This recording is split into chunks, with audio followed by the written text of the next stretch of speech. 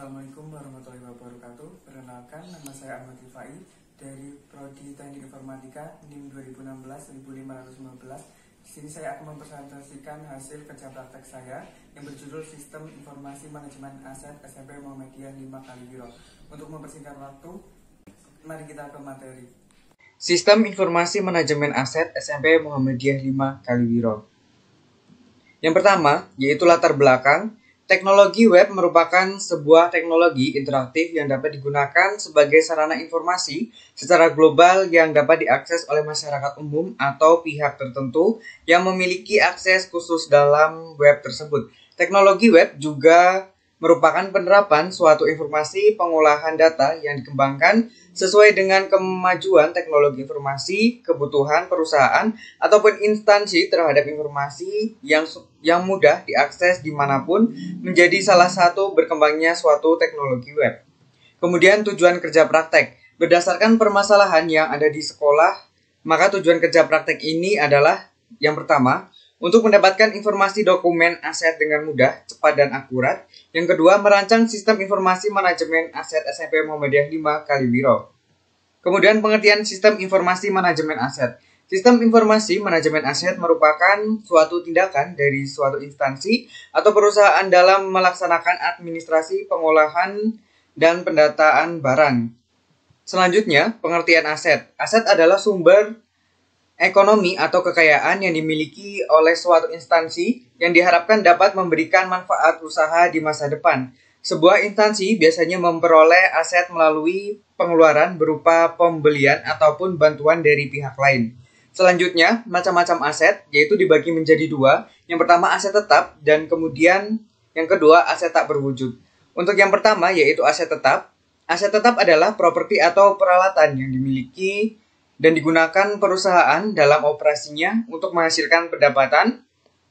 Aset tetap memiliki sifat jangka panjang dan tidak diharapkan untuk dikonsumsi atau dikonversi menjadi uang tunai dalam waktu 1 tahun. Aset tetap berbeda dari barang inventaris karena barang inventaris dibeli dengan tujuan untuk dijual kembali secara langsung atau digabungkan ke dalam produk yang akan dijual. Yang terakhir yaitu aset tak berwujud. Aset tak berwujud ini merupakan hak suatu instansi yang kepemilikannya diatur dan dilindungi oleh peraturan perundang-undangan, misalnya hak paten, hak daya guna, hak sewa atau hak kontrak, dan lain sebagainya. Saya akan menjelaskan sistem yang sudah saya buat. Sebelum masuk ke dalam sistem, kita harus memasukkan username, yaitu kita masukkan dengan nama admin. Kemudian di password admin juga. Kemudian masuk. Setelah masuk, kita berada di menu utama, yaitu di dalam menu utama terdapat penanggung jawab, kategori, lokasi atau ruang, dan juga inventaris. Dan juga di sebelah kiri ada home, penanggung jawab, kategori, lokasi, dan juga inventaris. Yaitu sebagai sidebar berfungsi sebagai jalan pintas untuk berpindah dari halaman satu ke halaman yang lainnya. Langsung saja kita masuk ke dalam menu penanggung jawab. Di dalam menu penanggung jawab terdapat nomor, kode, nama, jabatan, dan juga menu. Untuk mengisinya yaitu tambah data. Langsung saja kita masukkan kode, saya masukkan misal nomor 01, kemudian nama. Saya kasih nama Adi. Kemudian jabatan sebagai tata usaha.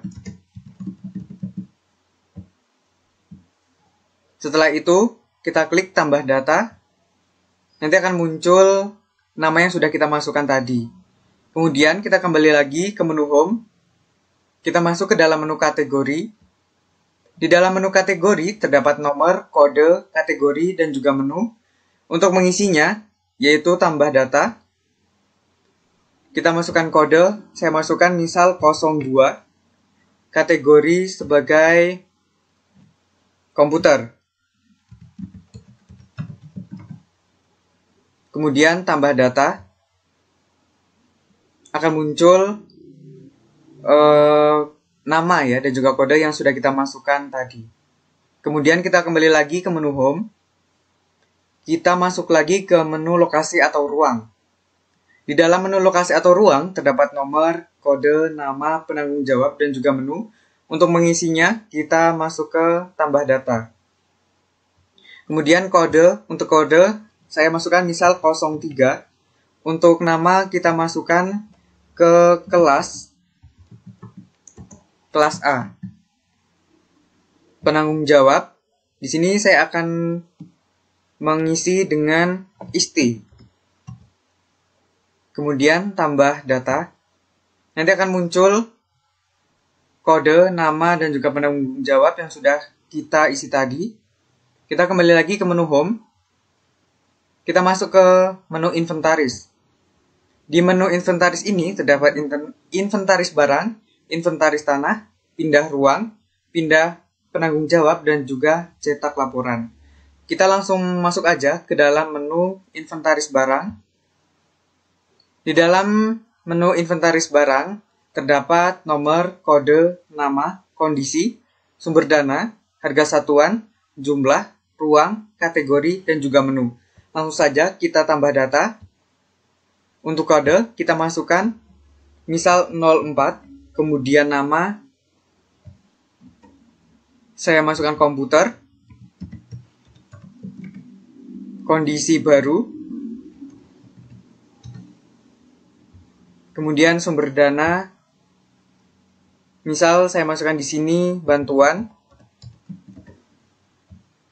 kemudian untuk harga satuan, di sini saya masukkan 5 juta. Kemudian kita masuk lagi ke jumlah, yaitu di sini misalkan saya isi 10. Kemudian kita ke ruang. Di sini saya masukkan lab komputer.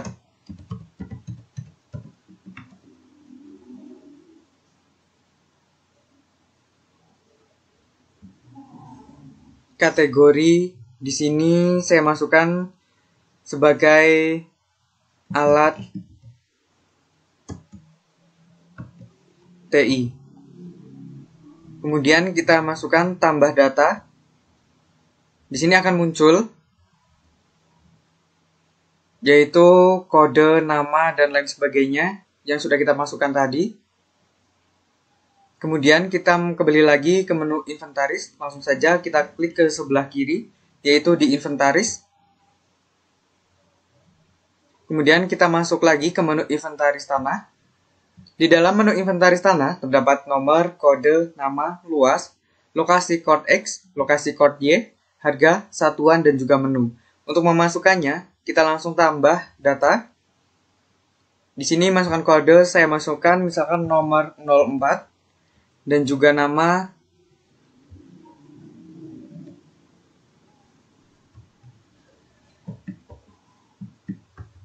tanah, kemudian luas, misalkan saya masukkan 2000, kemudian lokasi kode X, saya masukkan misalkan 123, kemudian lokasi kode Y, saya masukkan 123, untuk harga, di sini saya memasukkan misal 4 juta. Kemudian status. Di sini saya masukkan gadai. Kemudian tambah data. Nanti akan muncul data-data yang sudah kita masukkan tadi. Kita kembali lagi ke menu inventaris. Kemudian kita masuk ke pindah ruang. Di dalam menu pindah ruang, nanti kita masuk ke dalam menu username lagi. Masukkan username, kita masukkan admin. Kemudian password admin juga. Kemudian kita klik masuk. Kemudian kita langsung masuk ke menu lokasi atau ruang. Nanti kita bisa tambahkan data lagi, nanti kita memasukkan kode, nama, penanggung jawab. Kita kembali lagi ke menu inventaris. Kita masuk lagi ke menu pindah penanggung jawab. Seperti tadi, kita masukkan lagi username, yaitu dengan admin. Password admin juga. Setelah itu masuk. Kita bisa kembali lagi ke menu penanggung jawab. Langsung kita klik. Nanti kita bisa menambahkan tambah data. Nanti kita memasukkan lagi kode, nama, dan juga jabatan, dan tambah data. Kita kembali lagi ke menu inventaris. Kemudian kita kembali lagi ke menu cetak laporan ya. Dan kita masuk ke cetak laporan, langsung kita klik.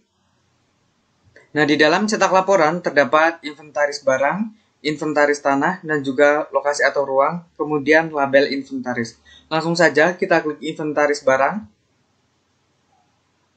Nanti akan otomatis keluar yaitu dengan nomor 1, kode 04, kemudian nama komputer, kondisi baru, sumber dana bantuan, harga satuan 5 juta, jumlah 10, kemudian ruang lab komputer, kategori alat TI. Langsung saja kita untuk mengeprint bisa langsung pilih di sini print. Kemudian kita kembali lagi, kita tutup lagi, kita close. Kemudian kita kembali lagi untuk masuk ke menu inventaris tanah. Nanti akan otomatis juga, nanti akan keluar data yang sudah kita masukkan tadi. Kita close lagi. Kemudian kita masuk ke lokasi atau ruang. Kita klik. Seperti biasa kita otomatis langsung ke kode 03, nama, kelas, kemudian penanggung jawab ISTI. Ini yang sudah kita masukkan tadi ya, di menu lokasi atau ruang. Kemudian kita close lagi. Kemudian kita masuk ke label inventaris. Di sini akan ada tampilan seperti inventaris SMP Muhammadiyah 5 Kaliwiro, nomor barang itu dari SMP, kemudian sumber SMP Muhammadiyah 5 Kaliwiro. Kemudian kalau mau di print langsung saja kita klik print. Kita langsung kembali aja, kita ke close. Dan di sini untuk mengecek lagi, kita bisa ke sebelah kiri, yaitu di penanggung jawab, langsung klik. Nanti akan muncul data yang sudah kita masukkan. Kemudian kategori, akan muncul data yang sudah kita masukkan juga. Dan juga lokasi, seperti itu. Sudah ada data yang sudah kita masukkan. Misalkan dari data penanggung jawab, kategori, dan juga lokasi. Jika ingin ditambahkan, langsung aja ke tambah data. Nanti di situ kita mengisi lagi. Dan juga di menu kategori, sama, tambah data. Dan juga di menu lokasi, sama, yaitu dengan tambah data. Nanti akan muncul di menu lokasi ataupun kategori dan juga penanggung jawab ya. Nanti ada di nomor 2 dan seterusnya. Sekian presentasi dari saya. Terima kasih. Wassalamualaikum warahmatullahi wabarakatuh.